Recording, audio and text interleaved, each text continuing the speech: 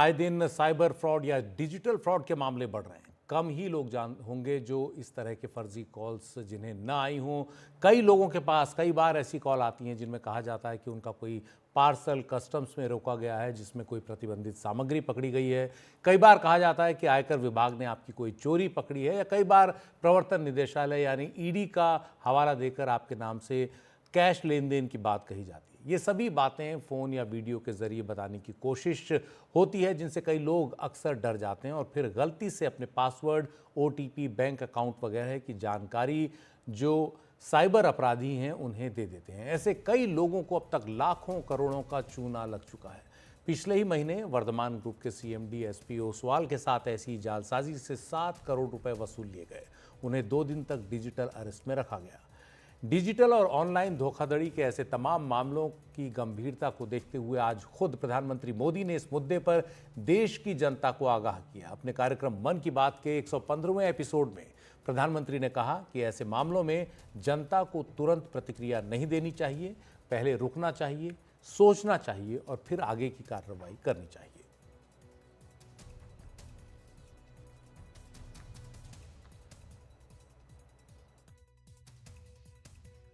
Digital arrest के शिकार होने वालों में हर वर्ग, हर उम्र के लोग हैं।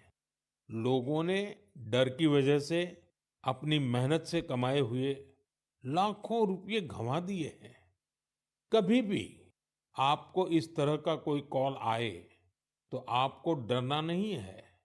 आपको पता होना चाहिए, कोई भी जांच एजेंसी फोन कॉल या वीडियो कॉल पर इस तरह पूछताछ कभी भी नहीं करती। मैं आपको डिजिटल सुरक्षा के 3 चरण बताता हूं।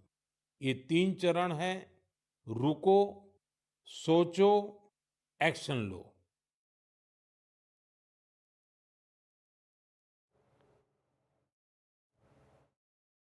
कॉल आते ही रुको, घबराए नहीं, शांत रहे, जल्दबाजी में कोई कदम न उठाएं, किसी को अपनी व्यक्तिगत जानकारी न दें। संभव हो तो स्क्रीनशॉट लें और रिकॉर्डिंग जरूर करें। इसके बाद आता है दूसरा चरण। पहला चरण था रुको, दूसरा चरण है सोचो। कोई भी सरकारी एजेंसी फोन पर ऐसे धमकी नहीं देती, न ही वीडियो कॉल पर पूछताछ करती है, न ही ऐसे पैसा की मांग करती है। अगर डर लगे तो समझिए कुछ गड़बड़ है। और पहला चरण, दूसरा चरण और अब मैं कहता हूं तीसरा चरण। पहले चरण में मैंने कहा रुको, दूसरे चरण में मैंने कहा सोचो और तीसरा चरण कहता हूं एक्शन लो। राष्ट्रीय साइबर हेल्पलाइन 1930 डायल करें, cybercrime.gov.in पर रिपोर्ट करें, परिवार और पुलिस को सूचित करें, सबूत सुरक्षित रखें। रुको, बाद में सोचो और फिर एक्शन लो। ये 3 चरण आपकी डिजिटल सुरक्षा का रक्षक बनेंगे। साथियों, मैं फिर कहूंगा, डिजिटल अरेस्ट जैसी कोई व्यवस्था कानून में नहीं है।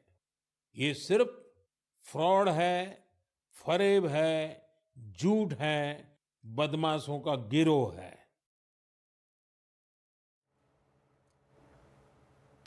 डिजिटल फ्रॉड के मामलों में प्रधानमंत्री मोदी की बात को गंभीरता से लिया जाना चाहिए। दरअसल ये इस तरह का मसला है जिसमें सैकड़ों लोग आए दिन फंसते हैं और इस कारण से अपनी जो गाढ़ी मेहनत की कमाई है वो गंवा बैठते हैं। और ऐसे कई मामले पिछले कई दिनों में लगातार सामने आए हैं जिसमें लोगों ने अपने काफ़ी जो कमाई हुई अर्जित की हुई संपत्ति है उस सब को एक एक कर गंवा दिया है।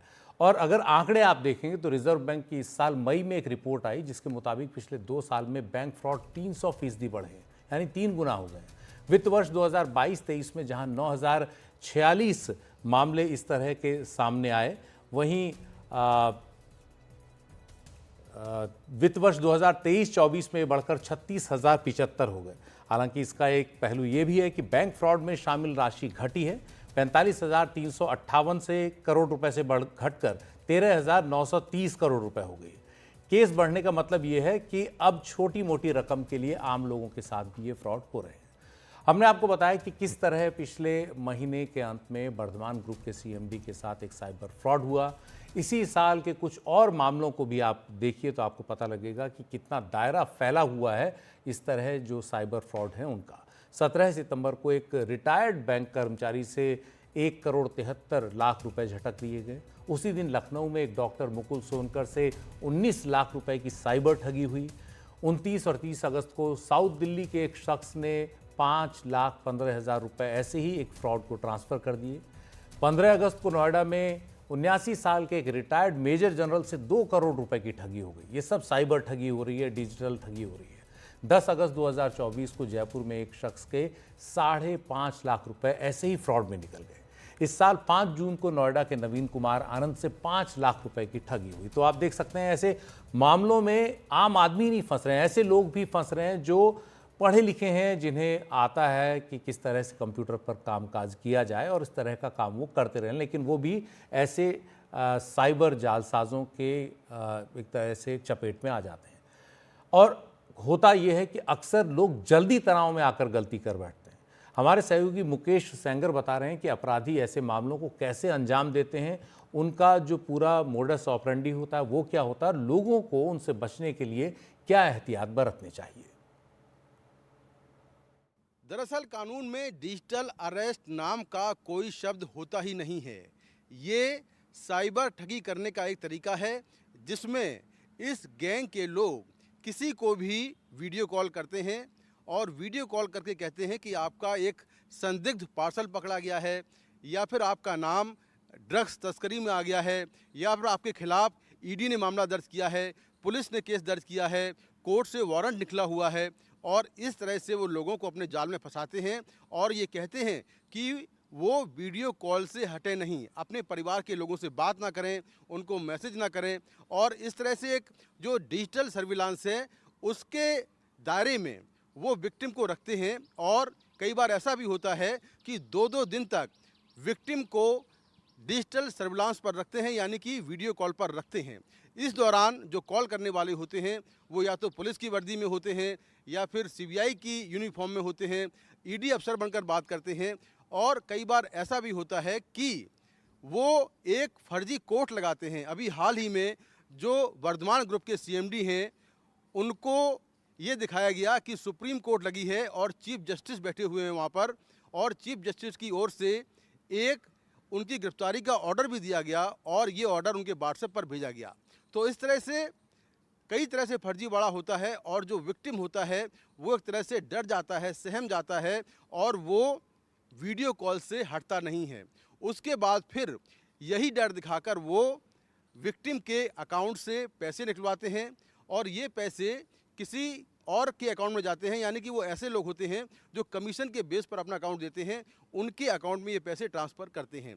इस तरह से पूरे भारत में हर महीने सैकड़ों करोड़ की जो ठगी है वो की जा रही है और लगातार लोग इसके शिकार हो रहे हैं।